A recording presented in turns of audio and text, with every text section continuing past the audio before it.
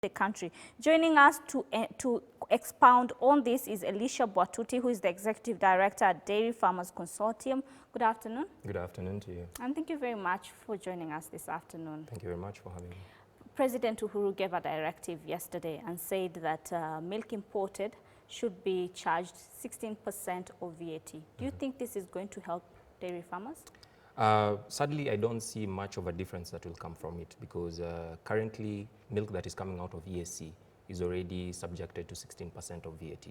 And other than that, we have the import duty of 60%. We have the IDF of 3%. We have the standard gauge rail levy of 2.5%.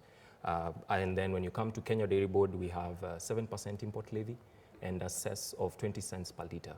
So that comes to close to around 88% of taxation for any milk products coming out of ESC.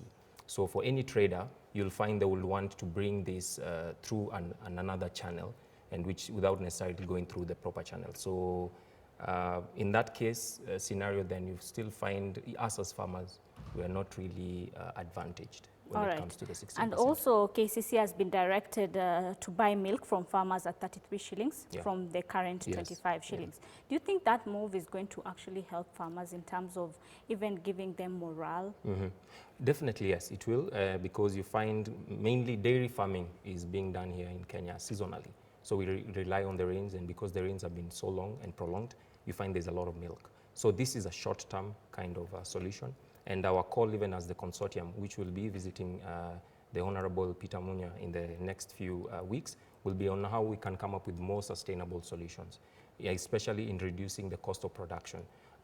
So if you can get more funds that will go towards maybe projects on fodder, food which will now be able to be lower, so that even our cost of production can be lower. Because simply, even this milk that will be converted into powder, you'll find that the costs are still high. Hence, it will not be able to easily compete and compete very well, even when it gets now into the market. Okay, and what are the probably the benefits or the highlights of yesterday's speech in terms of the dairy production that you actually picked and see that this particular policies that the president and directive that he has come up with will help the sector propel and be able to compete with other countries? I think for us, it's we are more or less, we have a clean page to start from. Clean page to start negotiating with the cabinet secretary, and us as dairy consortium, we can be able to present more sustainable solutions, which we have, and so that which can assist us in reduction of the production costs. And for temporarily, like even for me in Kajiado, we have farmers who used to be picked milk by KCC, but KCC program stopped. So these are now, and they have been crying. We have been meeting them like last week. So this at least will, it will be more or less like a first aid. But now in the next few weeks, these are now the solutions we should now start to discuss with the new CS on how we can actually go about the future of this industry. All right, and do you think when the president actually, so you're stating out that whatever the president put out is not fully going to help the sector? Is that what you're implying? That's the sad reality. So we really still need to go back to the table, the drawing table. And this starts from even actually reviewing our existing and upcoming laws that are being made by our parliamentarians and even by our ministry. Because you'll find that in the future, maybe like 5 years down the line, if we have a good law that has involved all stakeholders to come and give their opinions, to come and give their solutions, it becomes very easy to handle such kind of scenarios and situations in the future.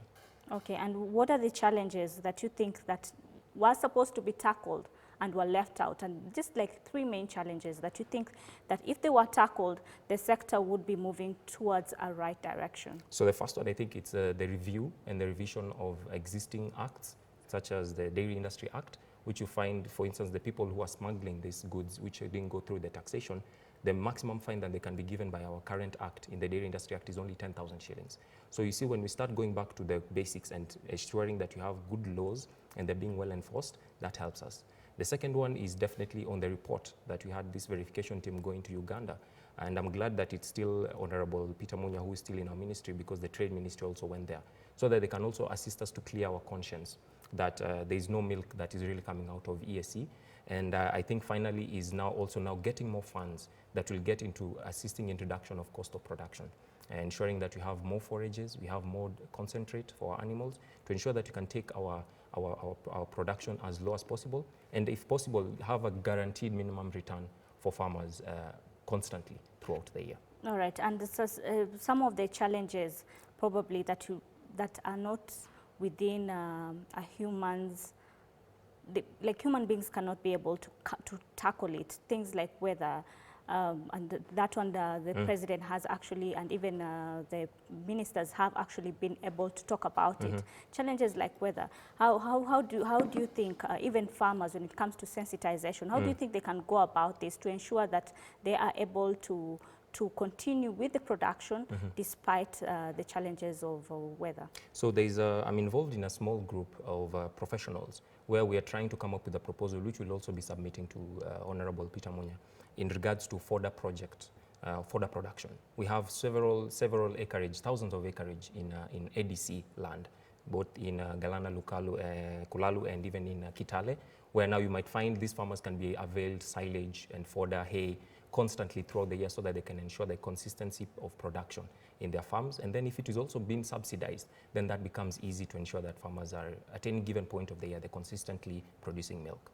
All right, thank you very much. Thank you very much. We've been speaking to Bwatuti Elisha, who is the Executive Director at Dairy Farmers Consortium, and he's been able to highlight the challenges that this particular sector is facing, and also being able to tell us what dairy farmers can be able to do to ensure that their production is high.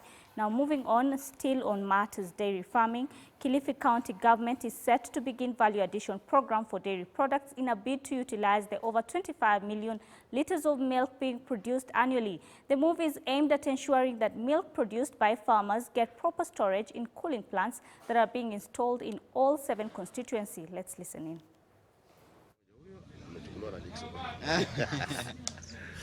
Kale katara nako kena kaenda karudi kumbe kale katara keni na kila nakona kale katara kanileta sababisha ile vurugu. Lita 12 maziwa hayana soko, hata tunafanya kuzungusha. Asubuhi mimi ndio ambaye nazungusha, wale wengine wanakamua, mimi ndio nazungusha. Tunaomba serikali tupatie soko la maziwa, hata ukiwa kuna ng'ombe nyingine nazo tupate, manake ukiangalia huyu ng'ombe basi akiwa kama ni binafsi, ni wako peke yako, anaweza kupatia faida hata ukasomesha watoto wako. Tunaomba hata kama kaunti itaweza itusaidie ili tuwe na mahali ambako tutaweza kufanya yogurt kuhusu haya maziwa na hata mambo mengine ili tuendelee kusaidika kama wamama wa Mgandini. So we are distributing 60 heads of cattle today, 50 in Magarini ward and 10 in Gongoni ward. This program has been there for the last 4 years, since the inception of the county, since 2014. So every year we usually budget through the Department of Agriculture, Livestock and Fisheries. We usually budget for these breeds.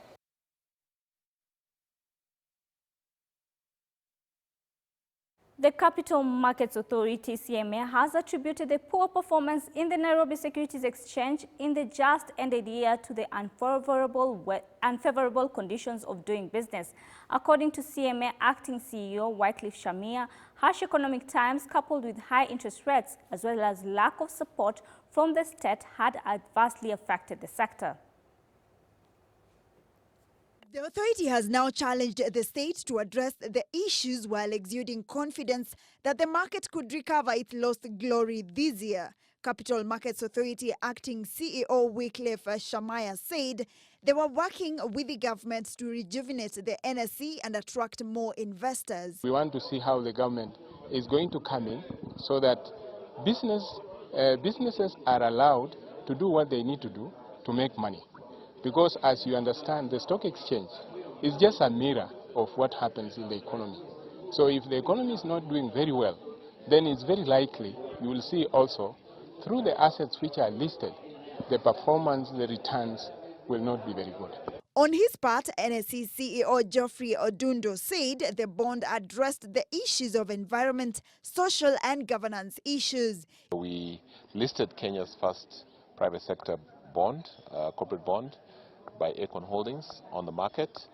That successful issuance of the first corporate bond makes a statement that our Kenyan capital markets is actually ready to attract the green financing opportunities.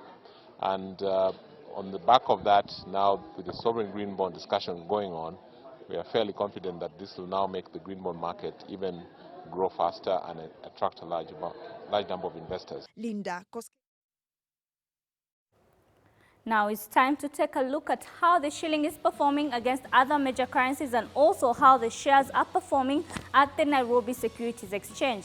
The top gainers and losers for the day, we have a Flame Tree Group, which has a price share of 2 shillings and 11 cents, and the percentage change is at 9.33%, and also Chumi, which has 27 shillings and the percentage change is at 3.85%. Those are the top gainers for the day. Now the top losers, we have East African Portland, which has a price share of 13 shillings and 20 cents and the percentage change is at negative 8.97%, and we have Sanlam Kenya, which has a price share of 17 shillings and 05 cents and the percentage change is at negative 5.28%. Those are the top gainers and losers at the Nairobi Securities Exchange. Now we want to see how the shilling is performing against other major currencies. Now the dollar is buying at 101.29 cents and selling at 101.49 cents, and the rand is buying at 7 shillings and 02 cents and selling at 7 shillings and 03 cents.